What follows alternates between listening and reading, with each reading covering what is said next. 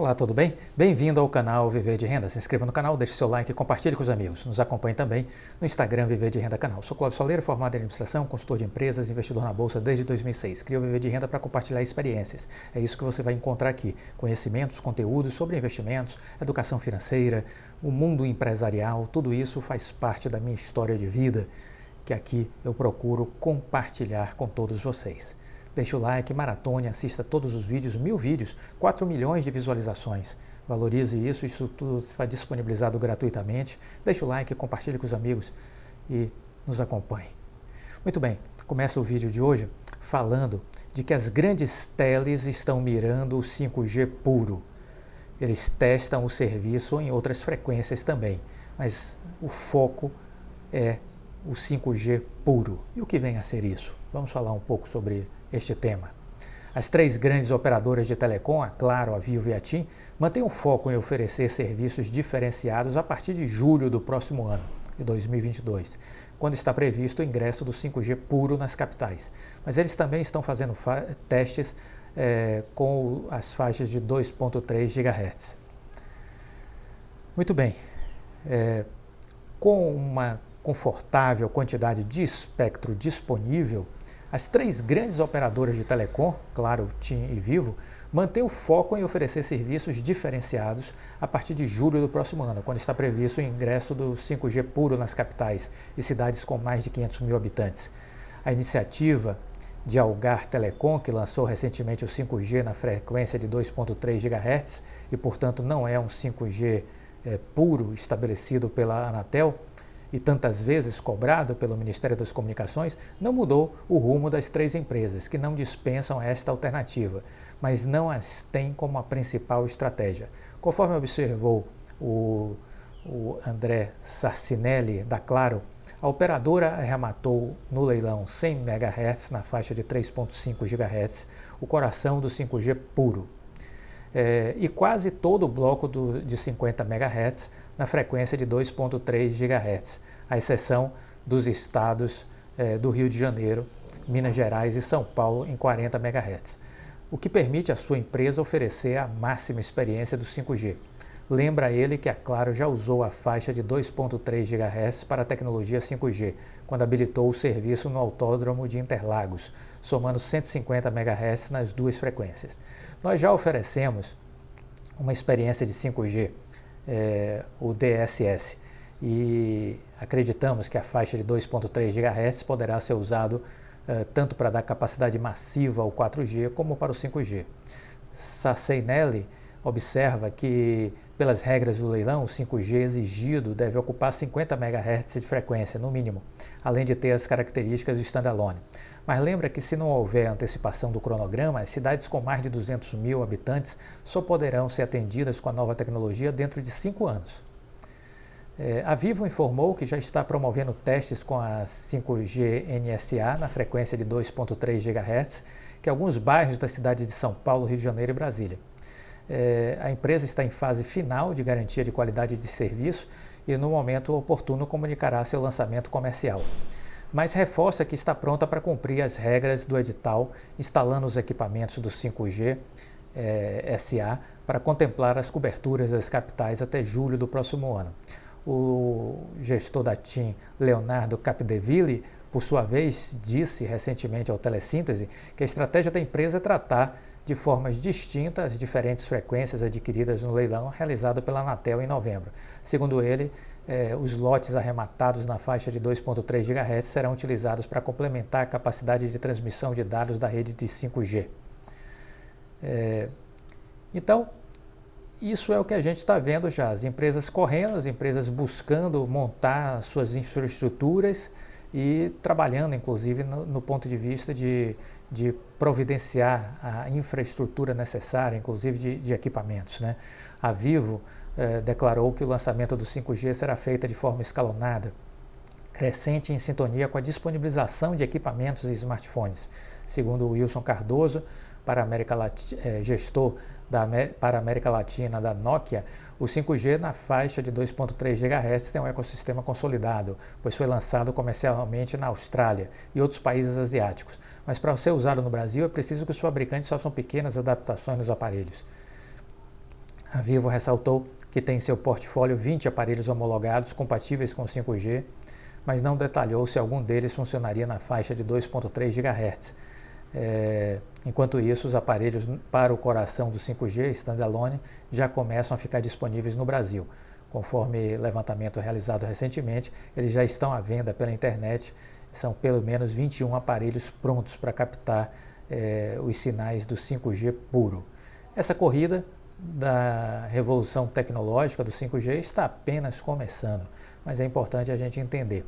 E dizer mais, embora a gente não esteja vendo a Oi aí neste processo, todas essas antenas de 5G, para se conectarem umas com as outras, precisarão da infraestrutura de fibra ótica. A maior rede de fibra ótica do Brasil é a da Oi. Então, a Oi é parte desse processo do 5G, não tem como ser diferente. Isso é dito pelo seu CEO, o Rodrigo Abreu. Além disso, disse ele na live com o BTG, que nada impede, e a Oi já está considerando isso, a implantação de redes privadas de 5G para empresas, para governos, órgãos públicos, estatais. Então, redes privadas de 5G podem ser feitas pela Oi. Isso já está sendo estudado e está sendo incorporado ao planejamento estratégico da empresa. Ok? Então, essa é uma outra possibilidade que não estava sendo, a princípio, observada, mas que temos sim uma potencialidade a ser trabalhada aí nesse segmento. Muito bem, quero aproveitar para falar sobre a JBS. Me permitam falar sobre a JBS.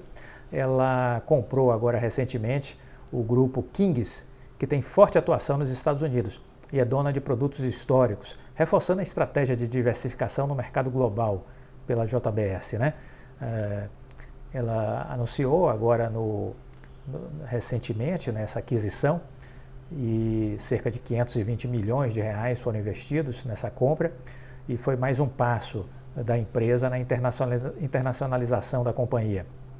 Desta vez com o foco em marcas premium, especializadas em produtos de charcutaria, como presunto de Parma, mortadela e salame.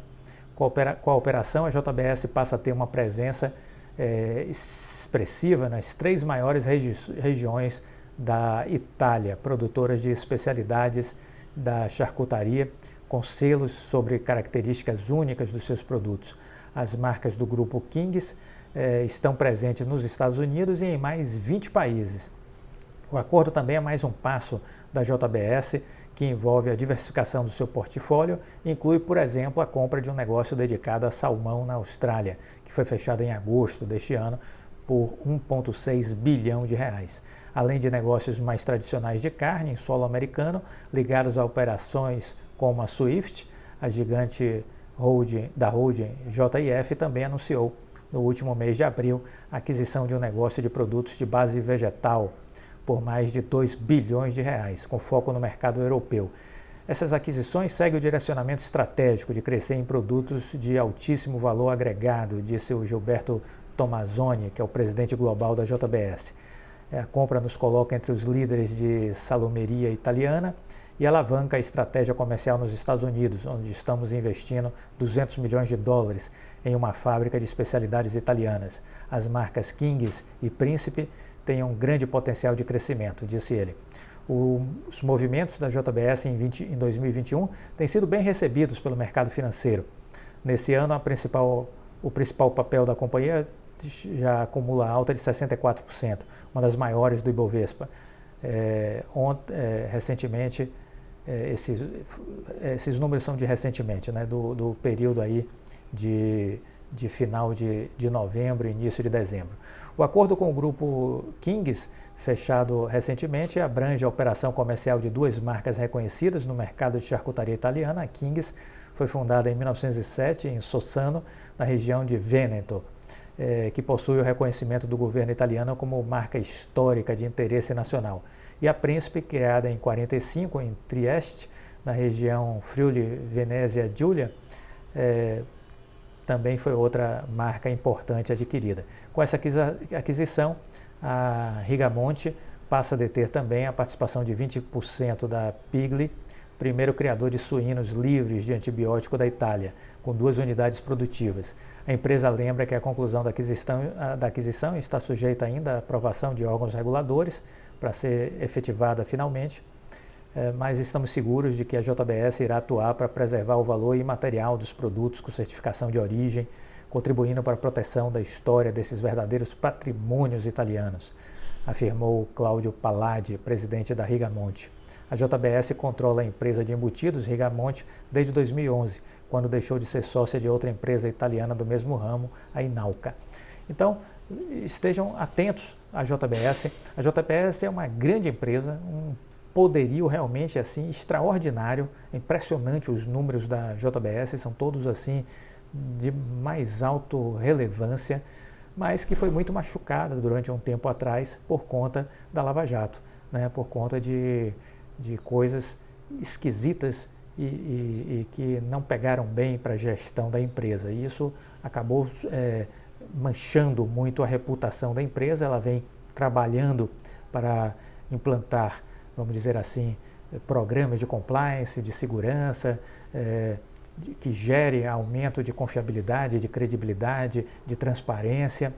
É aquela coisa, você leva muito tempo para construir uma imagem e rapidamente consegue destruí-la, né? E para recuperar essa imagem demora. Então a JBS está aí nessa peregrinação. Por outro lado, os números sim, são números importantes, relevantes, significativos. Quanto mais a empresa ganha confiabilidade do mercado, mais, sem dúvida alguma, potencial de valorização suas ações têm, porque a empresa está realmente se transformando num colosso e com uma grande pegada internacional, ou seja, não fica dependente apenas do mercado brasileiro. Atua na China, atua nos Estados Unidos, na Austrália, na Europa, né? Então ela está muito bem distribuída no cenário global. E isso é importante numa estratégia de crescimento, valorização e desenvolvimento de qualquer player que queira se tornar um gigante. E a JBS está fazendo esse caminho sob uma boa administração nesses novos tempos, né? Uma boa administração nesses novos tempos. Muito bem. Eu queria também chamar a atenção de que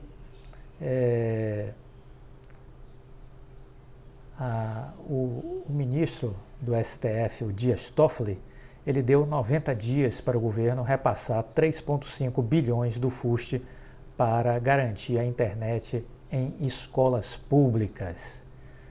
O ministro do Supremo foi relator de uma ação direta de inconstitucionalidade e ele acatou parcialmente o pedido de uma medida cautelar e concedeu prazo de até 90 dias para o governo federal repassar o valor de 3,5 bilhões do FUST para estados e municípios, de modo que eles implementem conexões de internet em escolas públicas, beneficiando alunos e professores.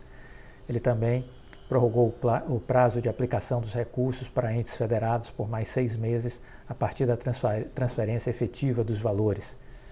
Esse prazo, inicialmente, terminaria dia 31 de dezembro.